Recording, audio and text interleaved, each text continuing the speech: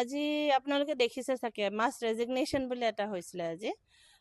কংগ্ৰেছ অফিচত প্ৰায় 54 জন মানুহে নাম দিছে ৰেজিগনেশ্যনৰ কাৰণে লিষ্টত 54 জনৰ নামটো লিখা আছিলে কিন্তু উইদাউট ছিগনেচাৰ্ছ আৰু সেইটোৰ পৰা 3জন মানুহৰ ডেজিগনেশ্যন দিয়া আছিলে এজন আছিলে মণ্ডল মহিলাৰ VP বোলে আৰু বাকী PCCৰ কিবা এটা হয় আৰু চ' এইটো যে কমপ্লিট এটা মানে ড্ৰামা এটা ক্ৰিয়েট কৰা হৈছে জাষ্ট বিকজ যোৱাবাৰ ৱেষ্ট কাৰ্বি আংলঙত এটা মাছ ৰেজিগনেশ্যন হৈছে চ' সেই ছেইম এটা নেৰেটিভ এটা ক্ৰিয়েট কৰিবলৈ কাৰণে BJPয়ে যে এইটো ইমান স্লাই পলিটিক্স খেলিছে য'ত মানে তেওঁলোকে এই মানুহবিলাকক এই 3জনৰ বাহিৰে আমি আৰু বাকী যিমান মানুহ আহিছিলে আমি কাকো চিনিয়ে নাপাওঁ তেওঁলোকে যে আমাৰ কংগ্ৰেছৰ মানুহ হয় নে নাই আমাৰ সেইটোও ডাউট আছে তেওঁলোকক সোপাই হাজিৰা বেচিছত আনিছে নেকি নহ'লে বা বল ডিফু ফুৰি আহিবি 500 টকা পাবি তেনেকৈ কৈ লৈ আহিছে চাগে কিন্তু আমি এইটো গম পাইছোঁ যে ইয়াৰ পৰা আমাৰ ইয়াত ৰেজিগনেশ্যন দি পিনি তেওঁলোকে জইনিঙৰ কাৰণে গৈছে জইনিঙত আকৌ কিন্তু তাত BJPবোৰে আনাউন্সমেণ্টত কৰিছে যে 100 জন মানুহে ৰেজিগনেশ্যন দিছে তো মই এইটো ক্লিয়াৰ কৰিব বিচাৰোঁ যে আজি আমাৰ তাত 54 জনৰ নাম আহিছে কিন্তু সেইটোৰ মাজত আমি চিয়ৰ নহয় যে আমাৰ মানুহ হয় নে নহয় সেইটো হয় আৰু বস্তুটো চ' BJPয়ে যদি ইমানেই যদি সিহঁতে চিয়ৰ হয় ইমান কনফিডেণ্ট হয় যে তেওঁলোকে জিকিবই তো কিহৰ ইমান মাছ জইনিং কিহৰ ইমান ড্ৰামা কৰি মাছ ৰেজিগনেশ্যন এটা কৰিব মানে মাছ ৰেজিগনেশ্যন নতুন এটা নেৰেটিভ এটা ক্ৰিয়েট কৰিব বিচাৰিছে এইটো আই থিংক মানে এই পেটি পলিটিক্স খেলা বাদ দিব লাগে আৰু মানে মই CMকো ক'ব বিচাৰোঁ আপুনি যদি ইমানেই যদি মানে পইচা বিলাবলৈ মন গৈছে আপোনালোকে আপুনি সপাই গাঁৱৰ দুখীয়া মানুহবোৰক বিলোৱাটো বেছি ভাল হ'ব ৰেডাৰ দেন এনেকৈ মানুহ কিনি মাছ জইনিং দেখুওৱা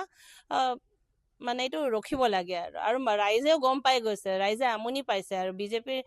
মানে এই ফল্ছ নেৰেটিভ ক্ৰিয়েট কৰাটো এইটো মানে ৰাইজে বুজি পাইছে আৰু আমাৰ কংগ্ৰেছৰ একো ক্ষতি নহয় এইটোত কংগ্ৰেছৰ ৱৰ্কাৰ্ছ যিমান নিষ্ঠাৰে কাম কৰি আছিলে ইমান দিনৰ পৰা আমি সিমানেই কাম কৰি আছোঁ চ' এইটো আমাক একো এফেক্ট নকৰে চাওক BJPয়ে যে যোনটো এই নেৰেটিভ যোনটো মাছ জইনিং তেওঁলোকে নকৰিলে বাৰু মানুহ ক'ৰ পৰা আহিব তেওঁলোকে প্ৰগ্ৰামটো পাতে কাৰণেহে মানুহবোৰ যায় তেওঁলোকৰ সেই পাৰ্টিকুলাৰ সমষ্টিৰে হওক যোন মণ্ডলৰ আছে বা বুথৰ আছে চবকে লগাই পিনি মানুহ জইনিঙৰ কাৰণে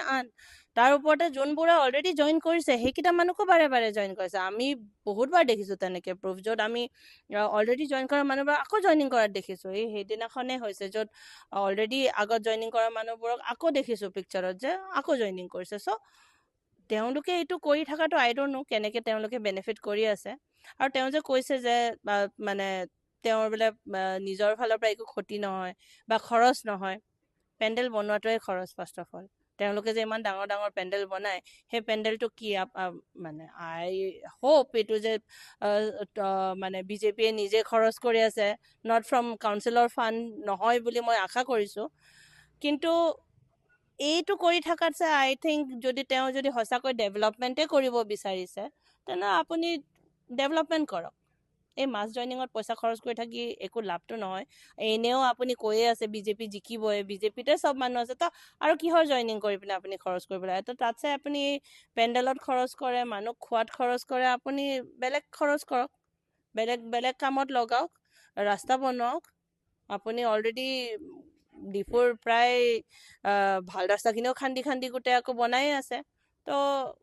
কৰক সেইখিনি কামখিনি কৰক 1 কিলোমিটাৰ দূৰত য'ত ৰাস্তা নাই য'ত পানী নাই সেইখিনি কৰক আপুনি ৱাই অলৰেডি যদি আপোনাৰ ইমান চিয়'ৰ যে আপুনি জিকিবই তো I think much joining is just another drama আৰু তেওঁ যদি ভাবিছে যে এইখিনি যে মানুহ যে ইমান যে জইন কৰাই আছে এইখিনি মানুহে যে তেওঁকে ভোট দিব সেইটো আই থিংক তেওঁ অভাৰ কনফিডেণ্ট হৈ গৈছে ইমান অভাৰ কনফিডেন্সো ভাল নহয় মানুহে কষ্ট পাইছে আৰু কষ্ট চবেই দেখিছে কষ্ট চবেই বুজি পাইছে চ' মই ভাবোঁ যে আৰু মই